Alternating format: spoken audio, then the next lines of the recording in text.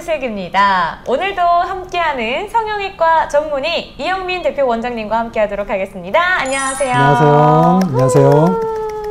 자, 오늘은 남자들의 말 못할 고민, 여유증에 대한 얘기를 한번 해보도록 할 텐데, 여유증이란 무엇인가요? 네, 여유증은 여성형 유방증의 줄임말이죠. 일단은 보통 가슴이 나와 있는 남자분들은 여유증을 의심해 볼 수는 있습니다. 네. 하지만 그것만으로 모두 확진되는 것은 아니고요. 일단 내부에 요선 조직이 있는지 확인이 되면 여유증으로 진단이 될 수 있습니다. 보통 운동이나 다이어트를 열심히 했는데도 가슴 부분만 살이 빠지지 않는다든지 혹은 유륜 근처에 다른 부위에 달리 딱딱하게 만져지는 것이 있다면 여유증을 좀 더 의심해 볼 수는 있겠습니다. 그러면 이 여유증은 도대체 왜 생기는 거예요? 네, 일단 호르몬 불균형을 유발하는 모든 상황이 여유증의 원인이 될 수 있습니다. 우선 정상적으로는 사춘기 때 성호르몬 분비가 시작되게 되는데요. 이때 일시적으로 여성 호르몬 분비가 높아져서 유방이 발달할 수가 있습니다. 하지만 이제 성인이 될수록 점차 남성 호르몬이 안정적으로 나오면서 대부분 사라지게 되죠. 하지만 또 내분비 질환이라든지 환경 호르몬, 어떤 약제들에 의해서 원인이 될 수 있기 때문에 정확한 검진은 필요할 수 있습니다. 굉장히 다양한 원인이 있네요. 그렇죠. 아니 근데 이제 제가 보니까 이 여유증은 가성 여유증과 진성 여유증 이렇게 두 가지로 나뉜다고 하는데 아니 이 둘의 차이점은 도대체 무엇인가요? 일단 유선 조직이 있으면 진성 여유증을 보고요. 유선 조직이 없다면 가성 여유증을 봅니다. 즉 가성 여유증은 유선 조직 없이 지방으로만 채워진 경우를 말하죠. 그렇기 때문에 가성 여유증 초기 단계라면 수술 없이 식이요법이라든지 운동만으로 해결될 수도 있습니다. 하지만 진성 여유증은 20살 이후, 즉 성인이 되고 난 다음에 상당 부분 남아있다면 수술적 치료가 필요할 수 있겠습니다. 근데 이제 맨 처음에 이 유선 조직이 있다면 여유증으로 볼 수 있다 말씀을 해주셨는데 아니 여자가 아닌데도 이 유선 조직이 발달할 수가 있나요? 네, 있습니다. 남성분들은 유선 조직이 아예 없는 건 아니고 태화된 거죠. 사실 남성 호르몬이 줄어들고 또 여성 호르몬이 늘어나는 상황에서도 남성에서도 유선 조직이 더 발달할 수가 있습니다. 정상적으로 사춘기에 일시적으로 이런 상황이 유발될 수 있고요.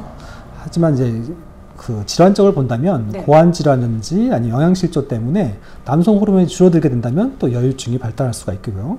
또 반대로 고환암이 생긴다든지 다른 내분비 질환 때문에 여성 호르몬이 증가되는 상황이면 또 여유증이 발달될 수 있기 때문에 다른 동반된 증상이 없는지 꼭 확인하셔야겠습니다.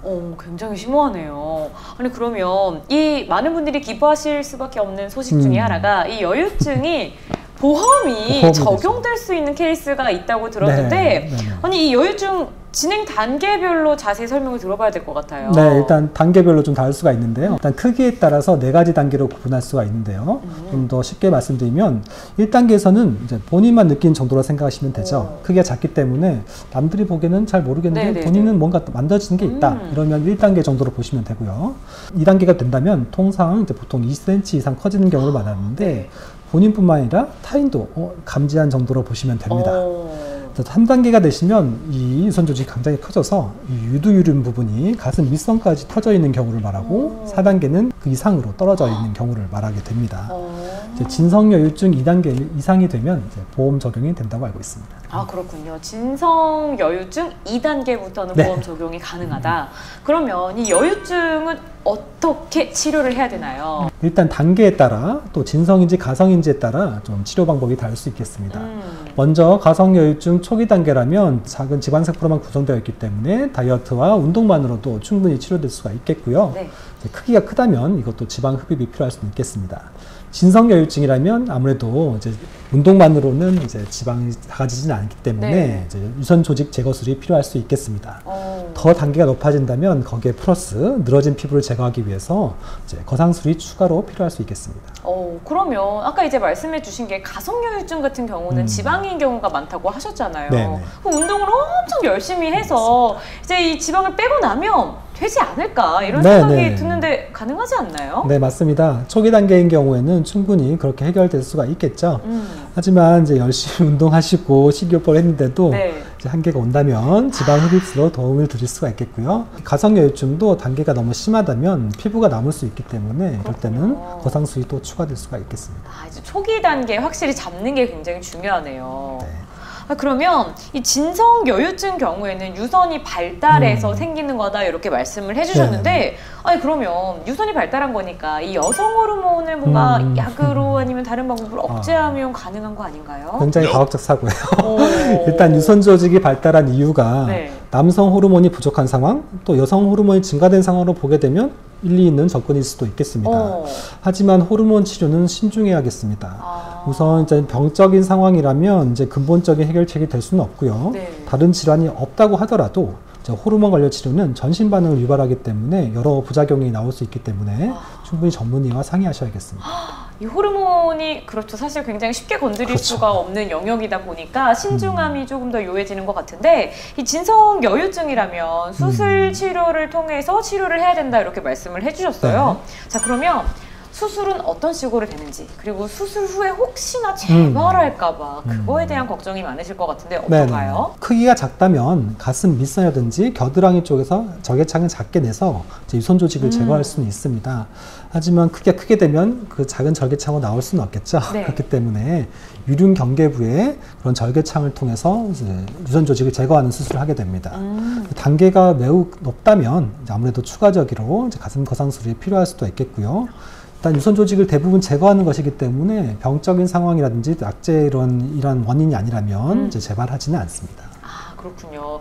또 그래도 희소식이 있어서 굉장히 다행이다 이런 생각이 좀 들거든요. 네. 자, 그러면 이 여유증 수술을 하고 나서의 주의사항이 있을 것 같습니다. 네. 일단 여유증 수술을 받게 되면 이제 피부와 근육 사이에 있던 유선 조직과 지방을 제거하는 거기 때문에 이제 공간이 생기겠죠. 이제 이런 상태를 그대로 방치하게 되면 그곳에서 자꾸 혈액이라든지 물성분이라든지를 차게 되면서 부기가 오래 지속되거나 흉터살이 과하게 형성될 수가 있겠습니다. 그렇기 때문에 수술을 한 달 정도는 압박복을 착용하고 네. 이제 과한 활동을 제한하시는 게 좋겠습니다. 그렇군요. 확실히 여유증은 이 남자들의 말 못할 고민이라는 게 딱 와닿는 단어인 것 같은데, 고민하고 계신 우리 남성분들을 위해서 따뜻한 한마디 해주시죠. 여유증으로 내원하시는 대부분의 남성자분들은 사실 특별한 질환은 없습니다. 하지만 가슴이 돌출되어 있는 것만으로 많은 스트레스를 갖고 계시죠. 꼭 큰 수술이 아니더라도 그 큰 스트레스를 해결할 수 있는 방법이 있기 때문에 성형외과 전문의와 꼭 상의하시기 바라겠습니다. 아, 좋습니다. 오늘은 여유증에 대한 얘기를 좀 나눠봤는데요. 많은 분들이 궁금해하실 정보는 우리 서진 성형외과 유튜브에 다양하게 준비되어 있으니까요. 맞습니다. 꾸준히 좋아요, 구독, 알림 설정 부탁드립니다. 부탁드립니다.